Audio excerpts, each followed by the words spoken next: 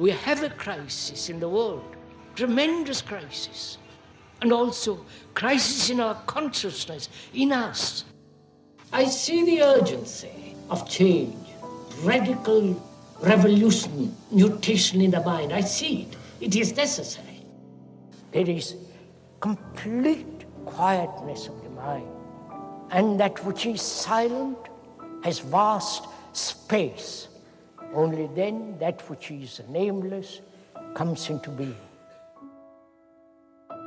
This is Urgency of Change, the Krishnamurti podcast.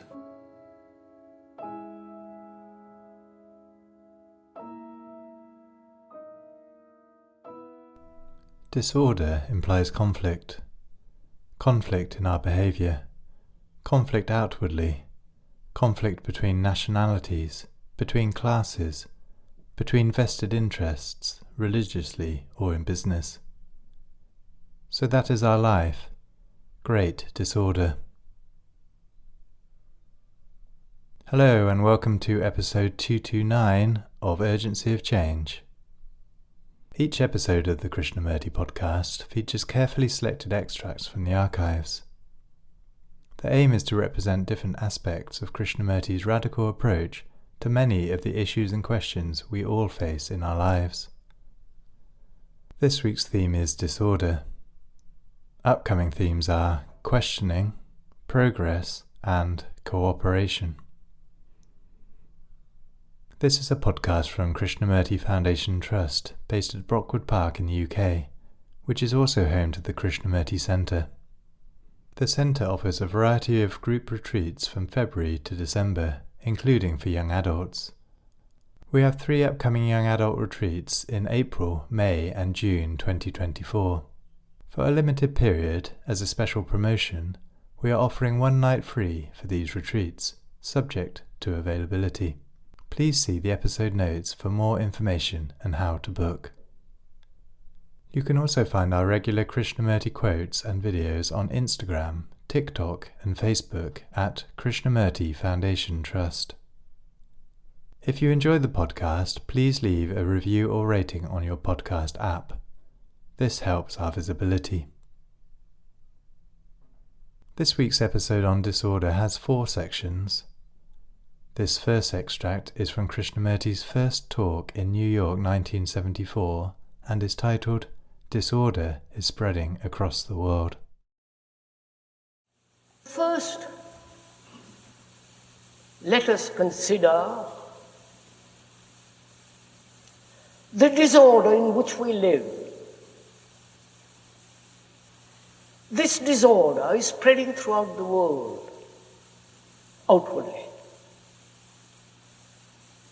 Violence, brutality, the corruption of politicians,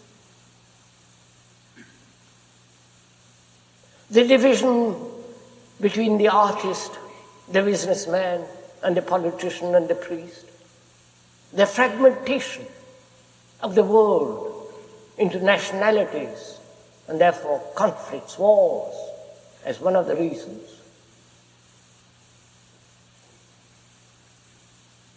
All this indicates a great disorder,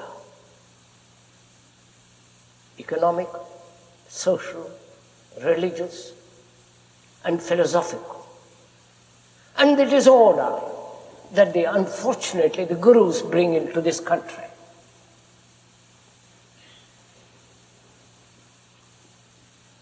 I hope you tolerate all this, what the speaker is saying.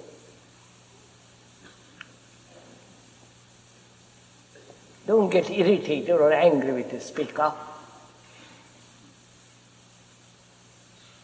because he's just pointing out.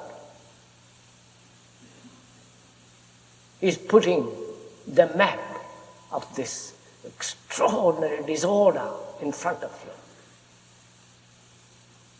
It's no good getting irritated or angry with the speaker when he points out these things. It's for you to look. And it matters very much how you look.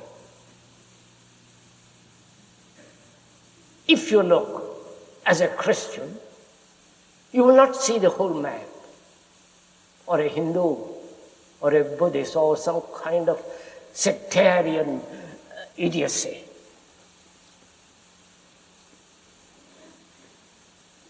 Or if you belong to one particular category of gurus, and therefore conditioned by that peculiar degeneracy, then you will not be able to see clearly the whole of this map, the whole of this disorder which is destroying the world.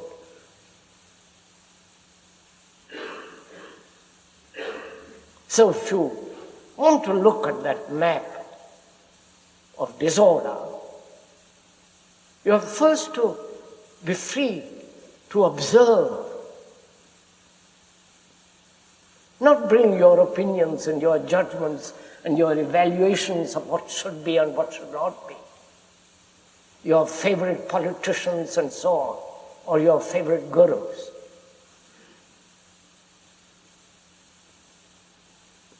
And when you look at this disorder,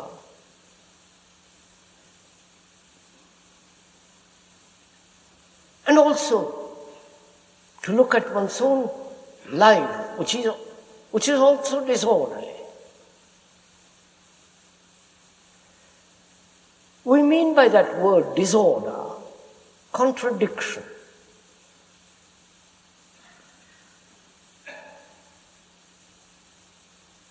Say one thing, do another. Think one thing and act something else. Disorder implies fragmentation, both outwardly and inwardly. This fragmentation as the artist outwardly, the politician, the businessman, the religious man, this fragmentation which prevents the whole human being, the totality of human being. Disorder implies conflict. Conflict in our behavior. Conflict outwardly. Conflict between nationalities, between classes, between various vested interests, religiously or business. So that's our life. Great disorder.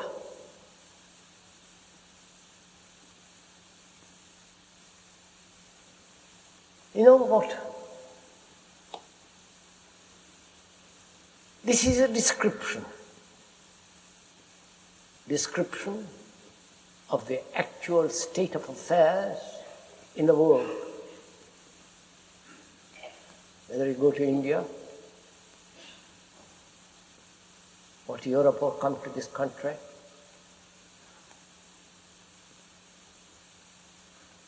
and you see famine,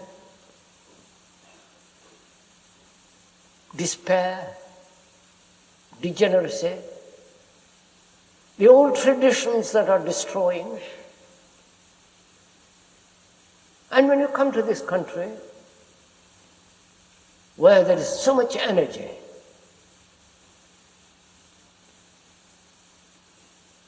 there too is considerable disorder. And when we look at ourselves inwardly, if one can look at it dispassionately, at your own lives, how disorderly it is, and therefore how sorrowful, how utterly meaningless. And The description is not the described.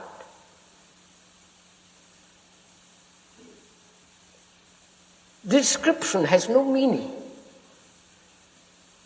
But what is described has meaning.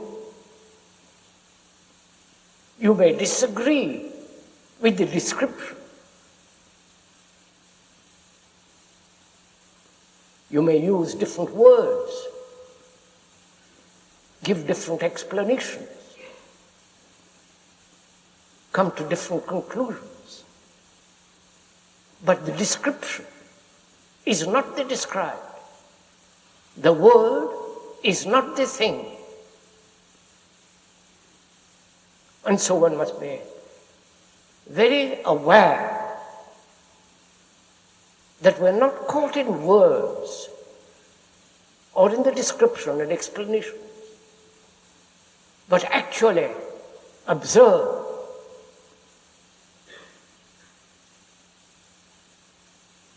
the fact of disorder. We mean by disorder, as we said, conflict, division,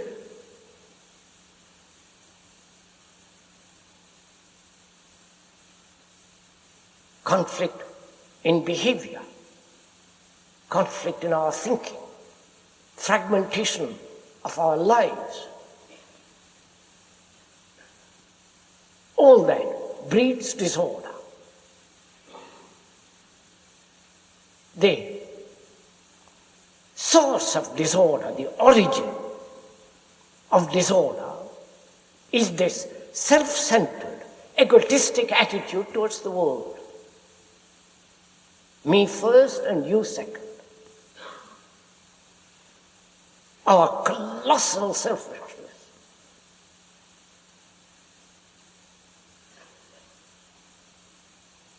Now, can in this chaos, in this agonizing, despairing world,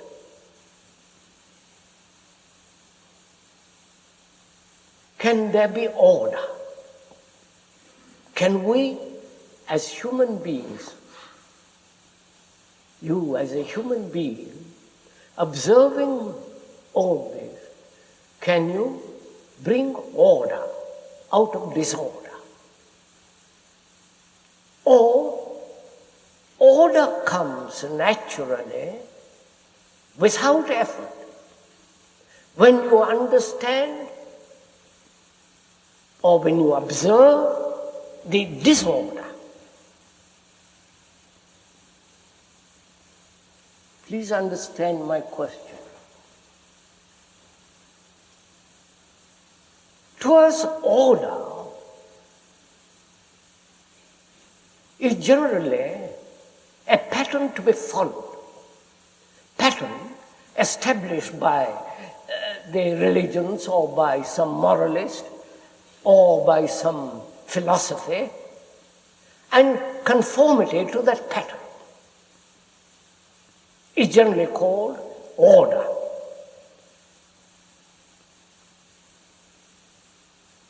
Conforming, imitating, obeying to a sanction. And is that order? Or is that very essence of disorder? Please, we are sharing this thing together. We are not asserting anything. We are asking, realizing, being aware of this extraordinary disorder that's going on outwardly and inwardly in every corner of the earth.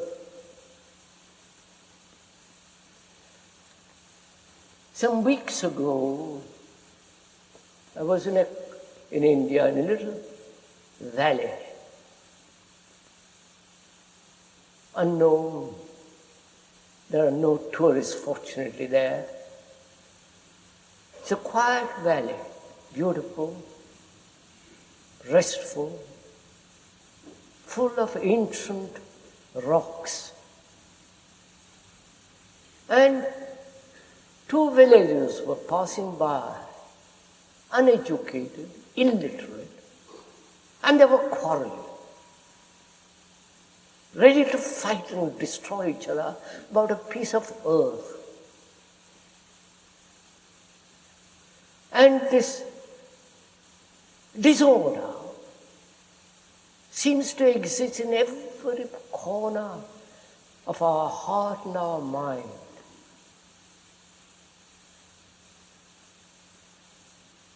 Now, if one is serious about it, how is order to come out of this? Knowing that our minds have created this disorder, our desires, our selfish activities, our fragmentary attitude towards life.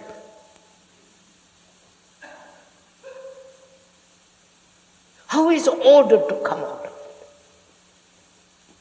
Because without order, there is no security. Without order, there is no conduct, there is no behavior. Order is essential, outwardly as well as inwardly. And one realizes that we human beings have created this by our greed, by our arrogance, by our fears, the pursuit of pleasure, by our beliefs in various doctrines, philosophies, saviors, and so on. We are responsible for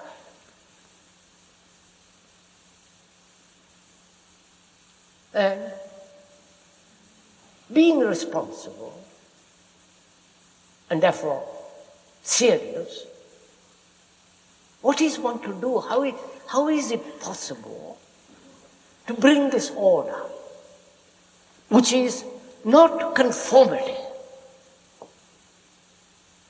order which comes with freedom, not out of compulsion?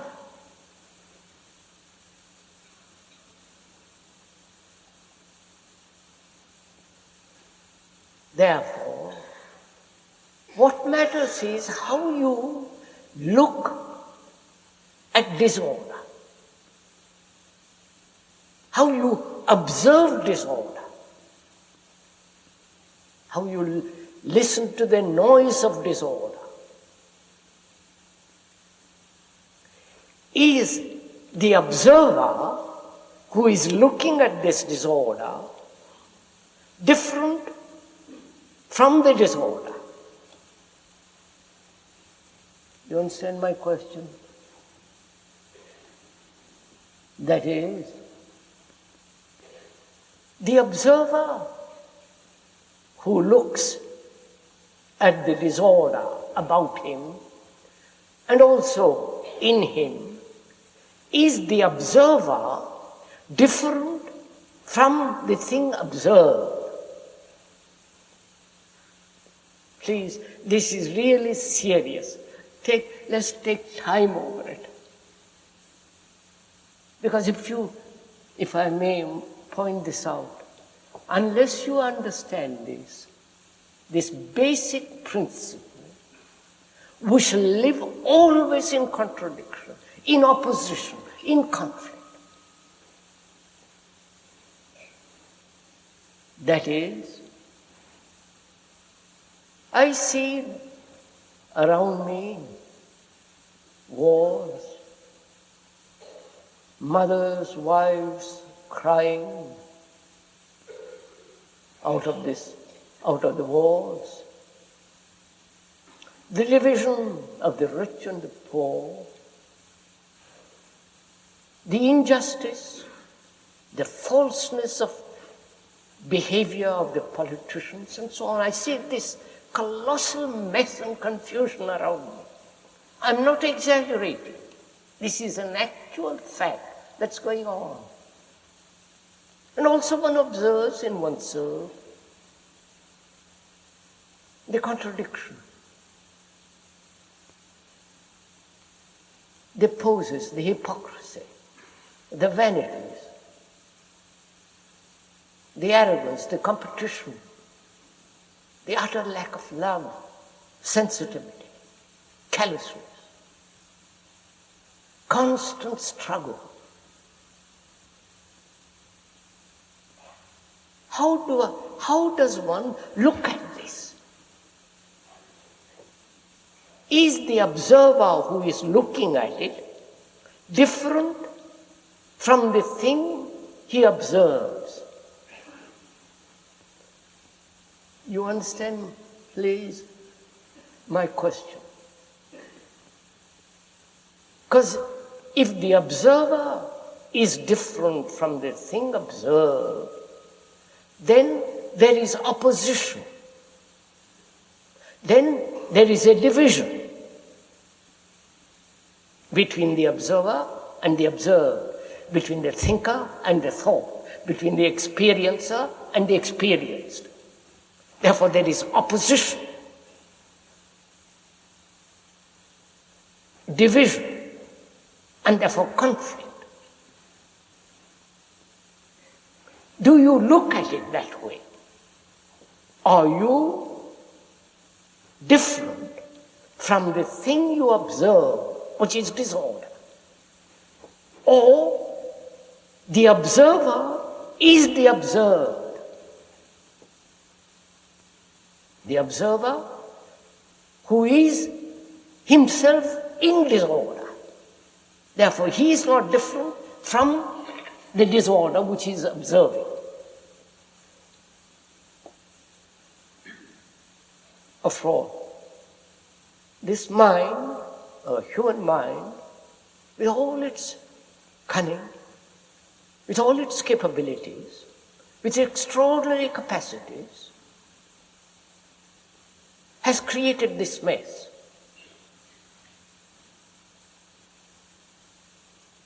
That is, your mind, your heart, your whole being, your activities, your way of life has created this agony of disorder in the world. Are you different from that disorder? Or you are the disorder? Please, this is really important, because once you eliminate from your mind opposition altogether, which is division altogether, then you are faced with actual facts, with what is, and then you can deal with it. But if there is division between you as the observer and the thing observed, which is different from you, then you will always live in conflict, and therefore in disorder. So can you observe this disorder without the observer? The observer being the entity who judges, who evaluates, who has his own peculiar opinions about disorder.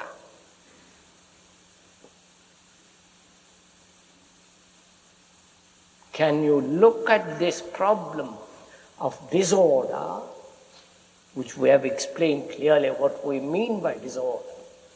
Can you look at it with eyes that are not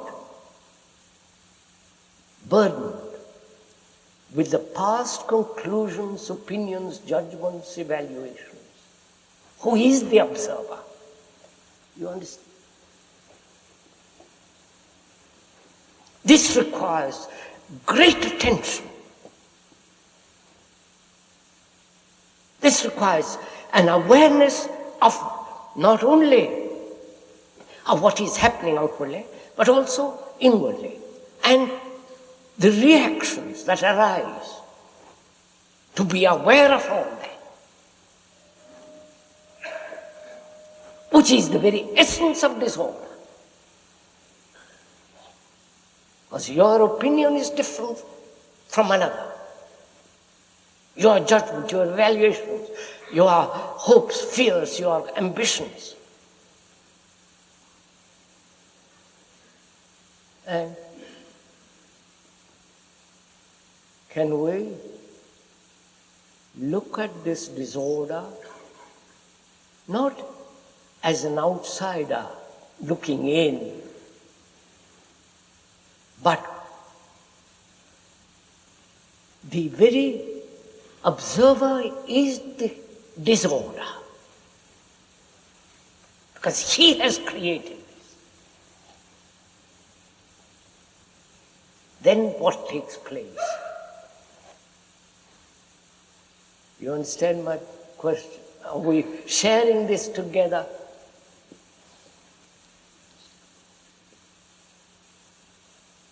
That is, I observe disorder not with a conclusion, with an answer, with my particular idiosyncrasy or conditioning. I just observe this disorder. There is no division between the disorder and myself. I am the very, me is disorder. So what then takes place? When there is no division between me and the thing I observe.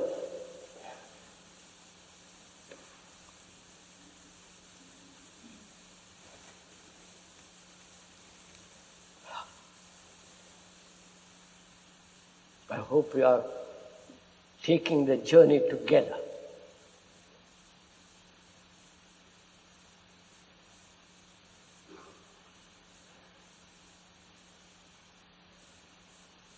When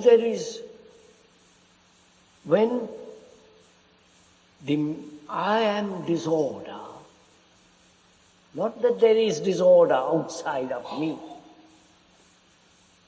I am the very essence of disorder. This is very difficult to accept or to see, because most of us have separated ourselves from the thing outside. We are orderly, we are noble, we are divine, we are this and we are that. But to put aside all that nonsense and to look at it, then what takes place? That is, what took place when there was division between me and the thing observed? When there is division between the observer and the observed, there was conflict, there was opposition, there was wastage of energy. Right? Like two people quarreling, two nations quarreling, two ideas in opposition, that's a wastage of energy. So when there is a division between the observer and the observed, there is, because of the division, there is conflict. And out of that conflict, every form of neurotic behavior takes place. When the observer is the observed, that conflict comes totally to an end. And therefore, there is tremendous gathering of energy, which is not wasted in conflict.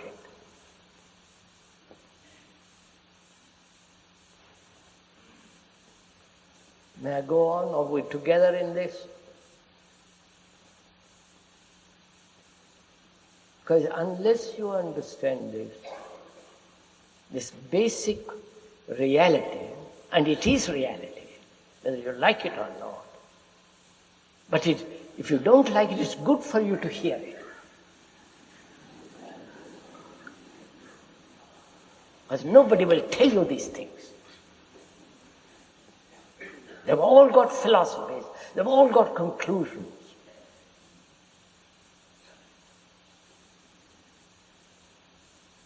And it's good to hear something that is true, that's honest. Because that does something irrevocable.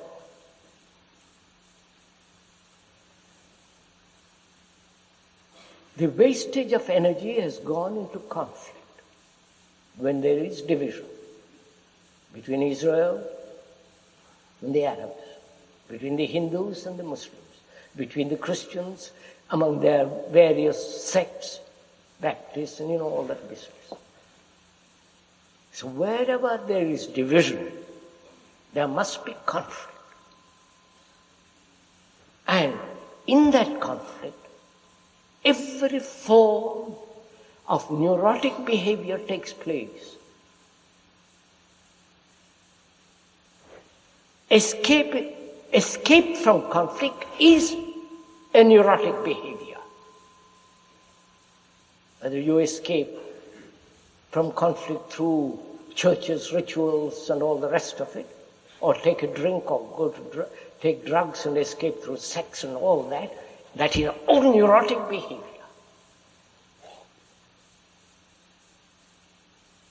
Now, when the observer is the observed, then conflict ceases. Therefore, there is no action which is neurotic, no action which is regrettable. Therefore, that action is total, whole.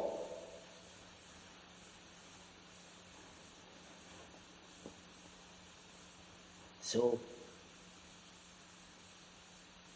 out of this disorder comes naturally order. Not the order of a blueprint, not the order of the sergeant,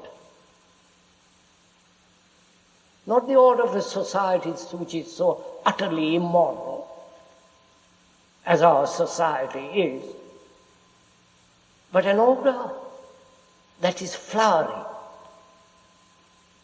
that is moving, that becomes extraordinarily clear.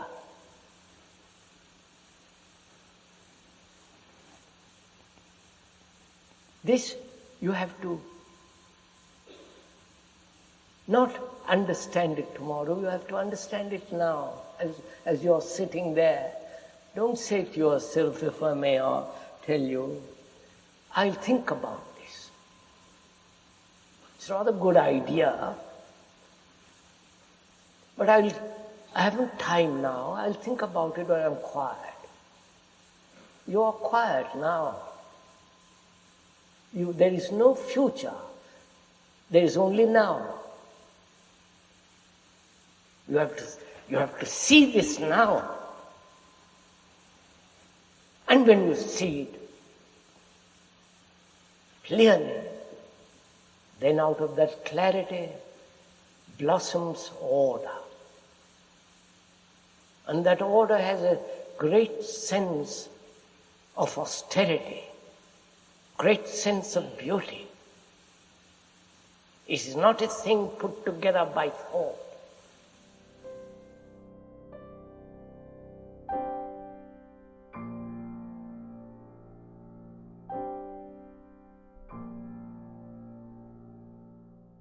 The second extract is from the fourth talk in Madras 1981 and is titled Thought is the Origin of Disorder. You and the speaker are together investigating the nature of order and the nature of disorder. Why? we, human beings, after so many millennia, live such an extraordinarily disordered life. There is no sense of total harmony of a human being. The harmony that both physical and psychological and intellectual, a sense of wholeness, a sense of comprehensive outlook on life.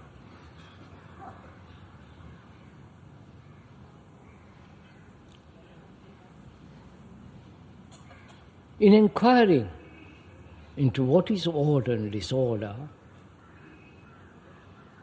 we must first inquire whether thought can ever bring about order. Please meet me halfway at least.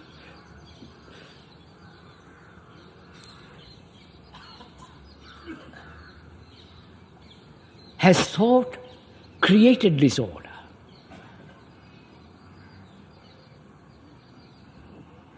In our lives? Is thinking itself disorder?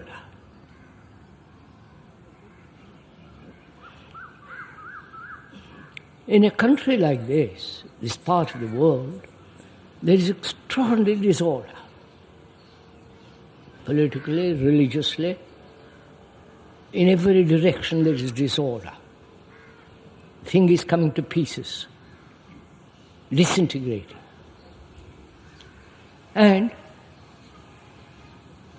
we're all trying to solve the problem of this disorder, this part of the world, either through political means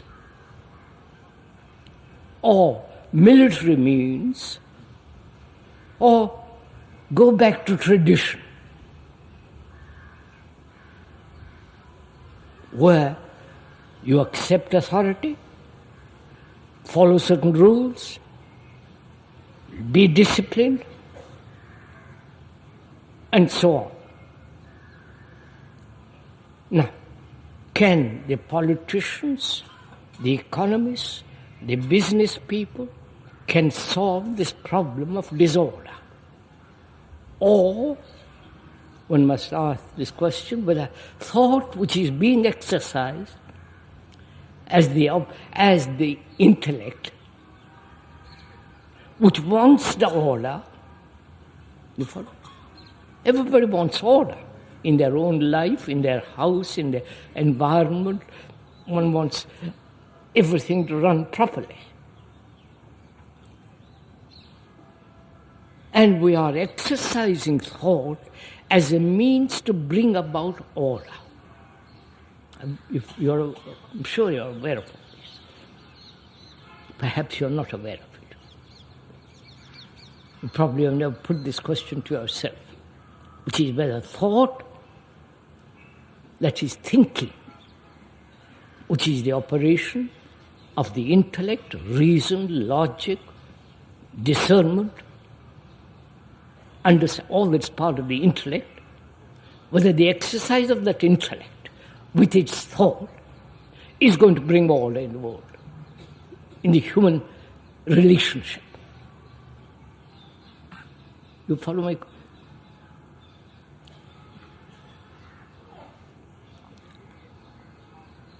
And we're asking, what is the cause of this disorder? First, before we begin to inquire into what is order. What is the deep-rooted cause of this disorder? Not only outwardly, but in our relationship with each other. Not only in our action, but in the very structure of our consciousness. What is the root of it?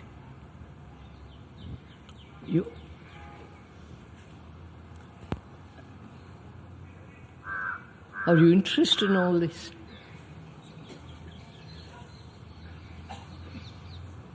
not a passing interest,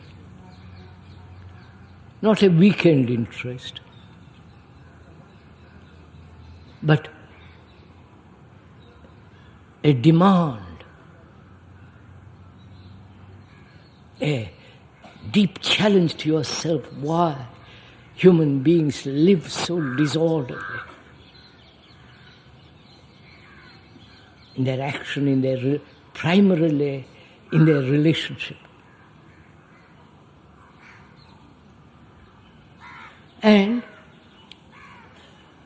seeing this disorder,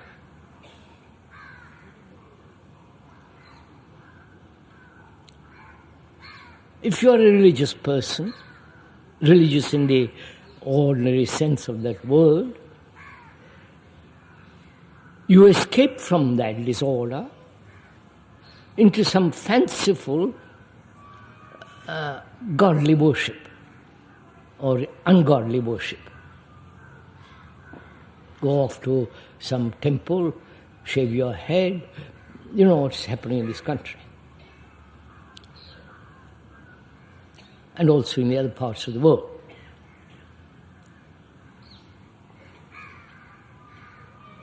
We're trying to find out the root of this disorder in consciousness, in action, and in our relationship with each other.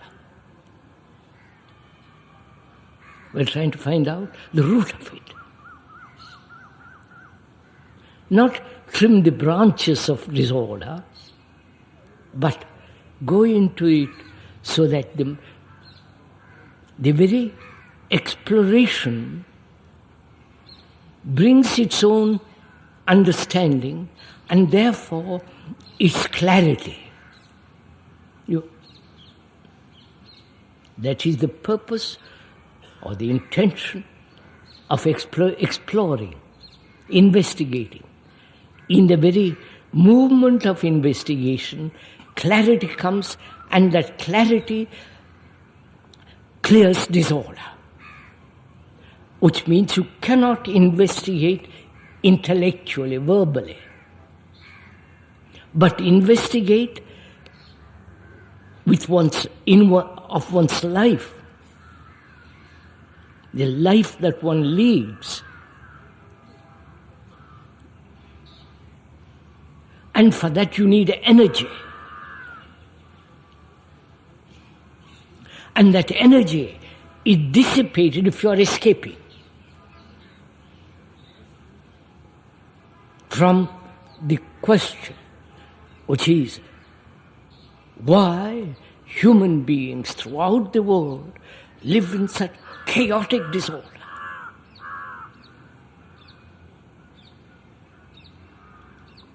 And if you are serious, and I hope we are,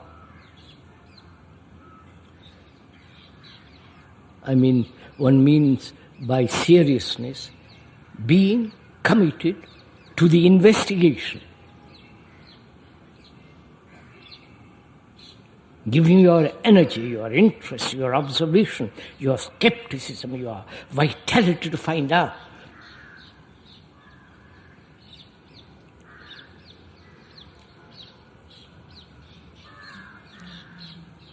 So we have to ask,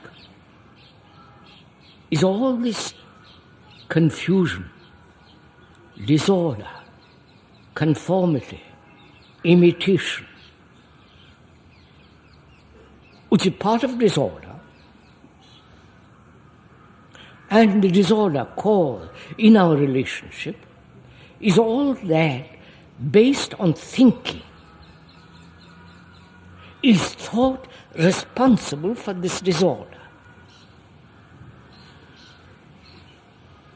And if it is responsible for this disorder, then what is the relationship of thought to our daily life? You are following all this?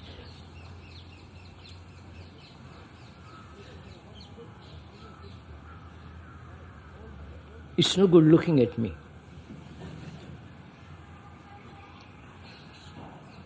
You have to look into yourself. The speaker is only a mirror in which you are looking. And when you have looked very carefully, you can destroy the mirror. Otherwise the mirror becomes the authority.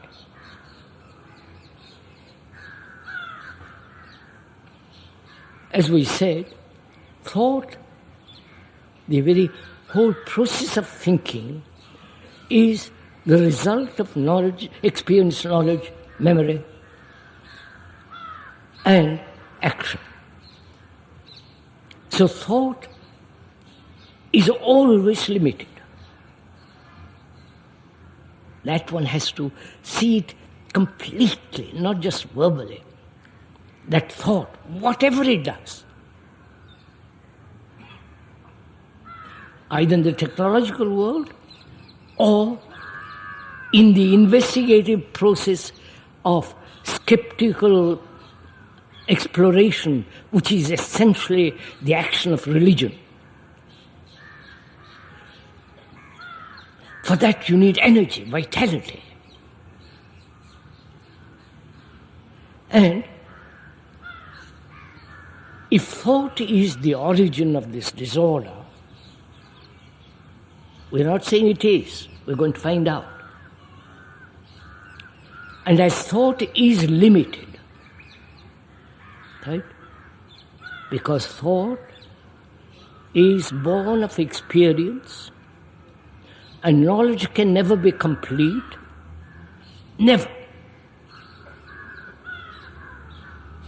And from that knowledge, memory, thought, which is the movement of time, I won't go into it for the moment, we'll come back to it later. Therefore it is basically, in its very nature, limited. Right? Is this? Can we meet this? See the logic of it, the reality of it, the actuality of it. So, thought must create disorder. Thought itself is disorder. Whatever its action. We'll come to find out whether there is an order which is not brought about by thought. But first we must understand the movement of thought in relation to order and disorder. Right, sirs? May we go on? But one must be absolutely clear, not verbally, intellectually, but actually, that thought brings about, by its very nature, conflict and therefore disorder. Disorder in action,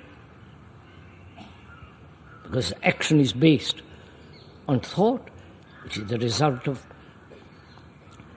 knowledge, experience. And knowledge and experience can never be complete. You may have 1,000 experiences, must always be incomplete. And therefore knowledge must be incomplete.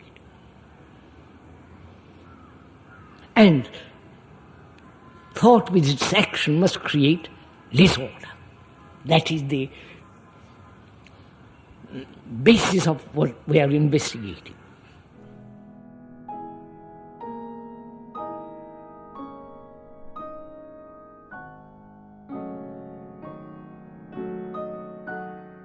The third extract is also from Krishnamurti's fourth talk in Madras 1981 and is titled, Why Don't We See the Danger of Disorder? You see this. You see very clearly, at least verbally, intellectually, that thought begins all the mess in our relationship. Then the question that arises, how am I to stop thought? Which is a totally wrong question. I wonder if you see that. Because you who want to stop thought, you are created by thought.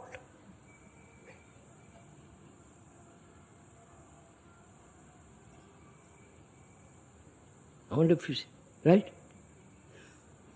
So, thought has divided itself as the controller and the controlled. Then you ask the question, how am I to control thought? So we are saying that's a wrong question. That question indicates that you haven't grasped the whole movement of thought. That thought has broken itself up as the thinker and the thought, the controller and the control. So, do we realize this fact that the controller is the controlled? Huh? So what takes place? You understand my question? I see very clearly, if one sees it, I see very clearly that thought is the root of this disorder. Because thought in itself is utterly limited. It can imagine it's limitless, but in fact it's limited. It can conceive theoretically what is time, what's beyond time, God, all that, but it has no value. What has value is our daily life. So, the question when you say, how am I to stop thought, is a wrong question because thought is the controller and the controlled. Right? Does one see this obvious fact? Or you make an abstraction of it as an idea and say, how am I to carry out that idea? Which means you haven't grasped the full significance of this fact. Right? When you make an abstraction, you are dealing with non-fact. What is fact is the conflict which thought has created, the disorder. So do you actually perceive that the thinker is the root of this? You have created the image between you and your wife, husband, and so on. And that image is not actual. It's a material structure created by thought which acts as a barrier. And therefore, no love. Thought is not love. We'll go into this sometime. So the question is, does your mind, your brain, actually perceive the fact that thought is responsible for our confusion, disorder? When you perceive the fact, what takes place? That's what I want to get at. Let's move from there. You understand? When you see danger, physical danger, there is instant action. Unless you're neurotic or drugged or drunk or whatever it is. If you see something dangerous, there is immediate response. Now, why does your brain not see the danger that thought creates disorder? The danger of disorder. You're following what? Why? There, your brain is tremendously active. When you see a danger, the adrenaline, the whole blood everything responses. There, your life is threatened. Here also your life is threatened, which is living in disorder is a great threat, great danger to human beings. Why doesn't the brain equally see it instantly, the danger of this, as it sees the other? You follow my question? Why? Come on, sirs.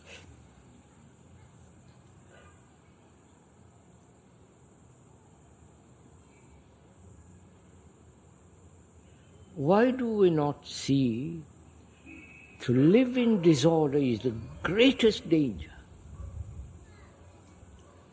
Is it because we are used to disorder?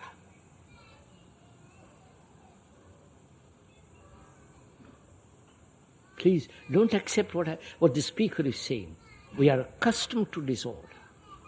We put up with disorder.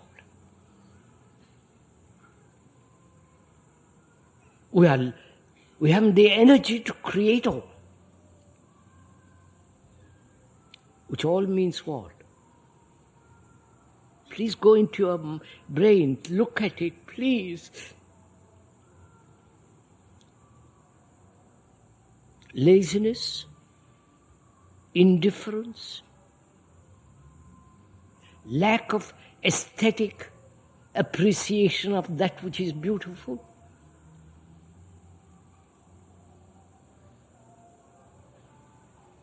Is it the brain, having accepted disorder,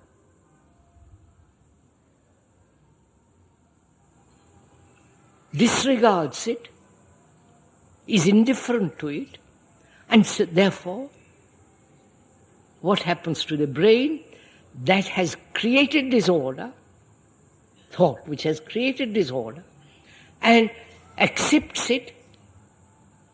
What happens to the brain? Come on, sirs. It becomes naturally very dull.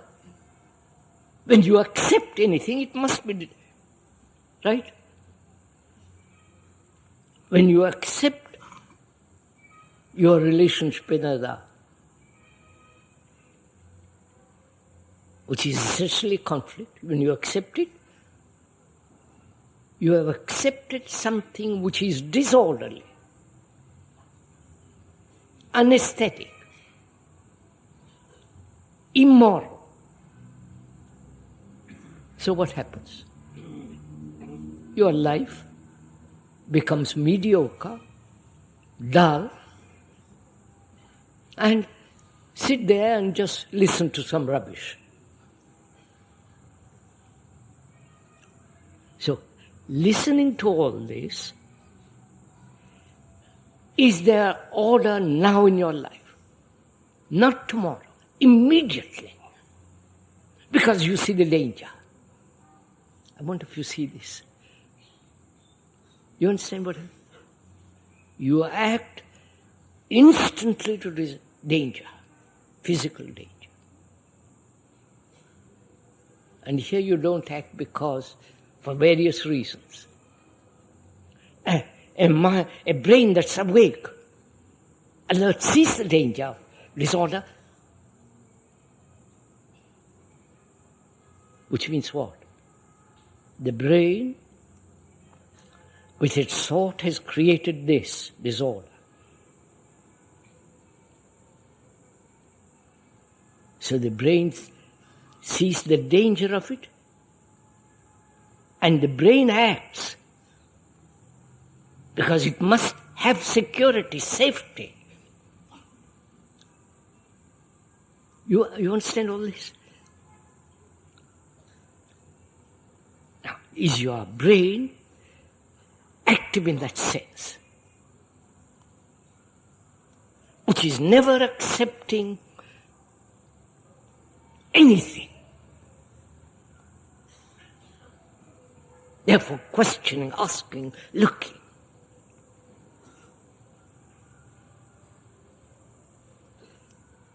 So, if thought brings disorder in life,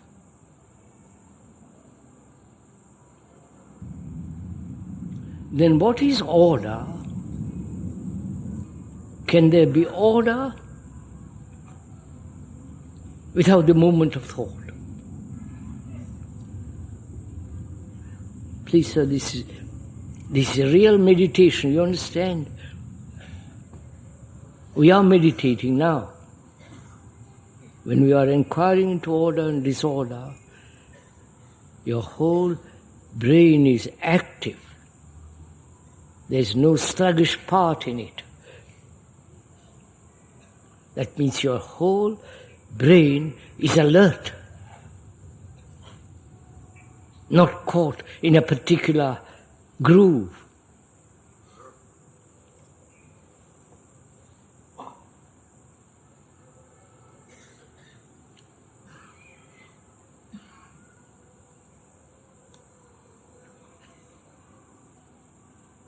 If order is not discipline, right? If order is not conformity, imitation, suppression, following a particular system, right? Then what is order which is not put together by thought? You are following all this? Please, just to follow it. We have talked, just give 5-10 minutes more and you can go home.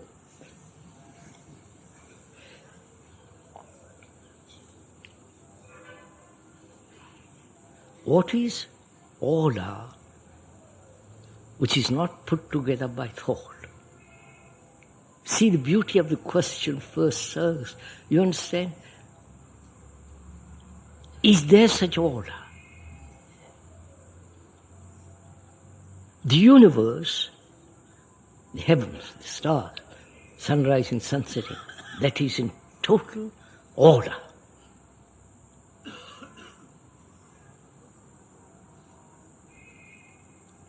Nature is in total order.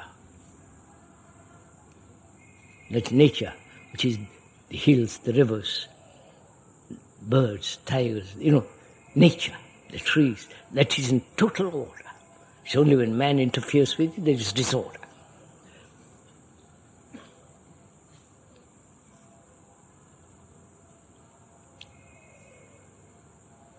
We're asking, is there order which thought has never touched? You understand? Because when thought touches anything, it creates disorder.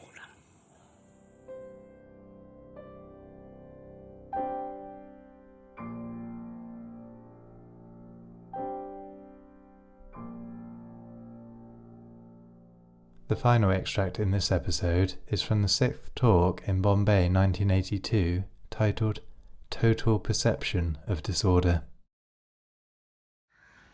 So, what is order? To examine, to come to that point, which is total order, is virtue. And as most of us live in disorder, which is confusion, conflict, the conflict of dualities, all that is disorder. Where there is conflict, there must be disorder. As there is disorder when one nation separates itself from another, builds up armaments and ready to kill each other. That is disorder. Religions have contributed to this disorder. One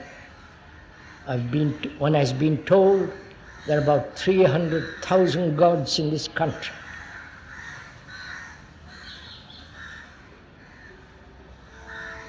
And these gods are invented by thought.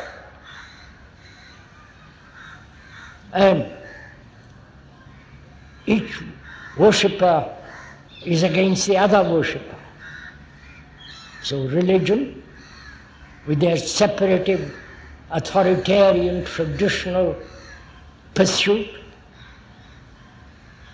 authority, have also brought about a great deal of confusion in the world.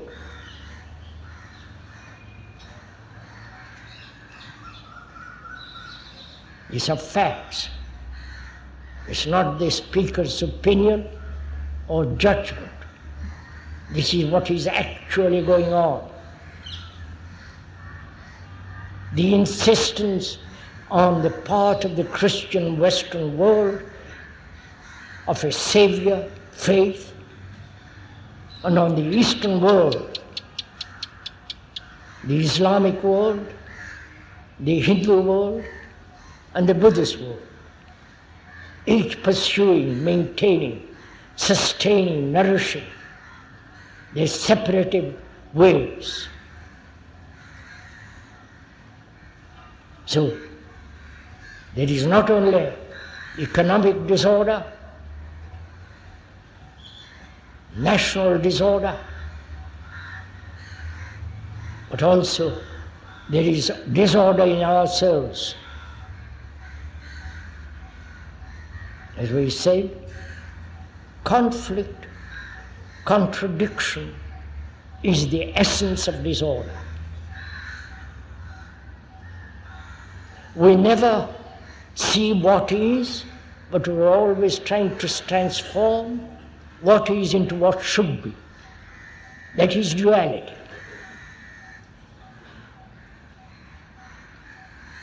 There is violence, that's a fact, and the projection of an idea as non-violence is its opposite. So, then there is conflict between what is, which is violence, and the idealistic nonsense, which is non-violence. So there is always this conflict between what is actual and what is not actual, the ideal, the conclusion, the philosophical assertions. So there is only what is, there is no duality. The duality is an escape from what is.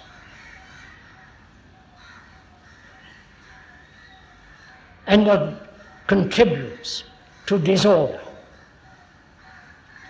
A man who pursues an ideal, instead of understanding what actually is himself, his life. So he brings about in himself this contradiction, this hypocrisy, this lack of integrity. Integrity is to remain with what is, and not the everlasting pursuit of something which is non-existent. So, we are looking together at this confusion, which is disorder. And in this disorder, we are trying to find freedom. We are trying to find what is truth. And volumes have been written about all this. Volumes have been written to escape from actuality, what is taking place now. what is taking place in your mind, in your heart, in your activity. As we do not diligently apply to the understanding of that disorder, we create more disorder. So together, if it is possible, to observe this disorder holistically. We explained yesterday what it means to be whole. That is, a human being who is not fragmented, not broken up, saying one thing and doing quite the opposite, thinking one thing and acting quite the opposite. This contradiction in our life is one of the major factors of conflict, and therefore there is no possibility of observing our life holistically, that is, as a whole movement, which we talked about yesterday. And we said yesterday evening, death is part of this life, not something to be avoided, something put away in the distance. But when one observes life as a whole movement, which has its own extraordinary beauty, when you observe it as a whole, with all the movements of pain, sorrow, pleasure, then death is part of our life. Death is the ending. And the ending brings about totally a new dimension. The negation of all the content of consciousness is a religious mind. So we're going together first put the house in order. Our house, which is our me, you. If you cannot put it in order, which every serious man must, considering what the world is, what is happening around you, if you do not put your house in order, that is to understand disorder, to understand the nature and the movement of disorder, which is your daily life, you will degenerate, obviously, which is taking place. You will pursue false gods. You will pursue all kinds of gurus with their nonsense. So it behoves us, if we are at all serious, to consider the nature and so observe disorder, not try to change disorder. Observe it, remain with it, hold it, look at it. That is to diligently bring all your energies to look at it. To look at that disorder. And when there is total perception of that disorder, then there is total order. And that total order is complete virtue.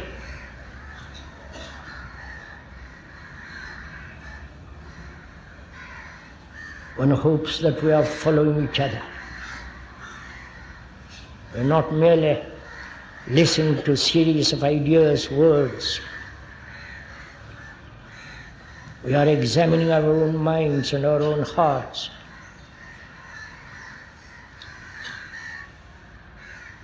And see for ourselves directly, not persuaded, not pushed around, but to see directly for ourselves that we live in disorder. And to hold it as a precious jewel, look at it. Then out of that clear perception, order comes. And when there is total order, there is no order.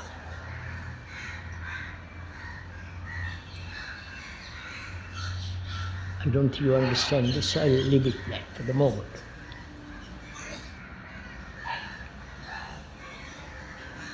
Because when you negate totally disorder, totally, with their whole minds and hearts see what disorder has done to man, then order is a living thing. And in that order there is virtue and freedom. When there is freedom, because you have put your house in total order, freedom has no order.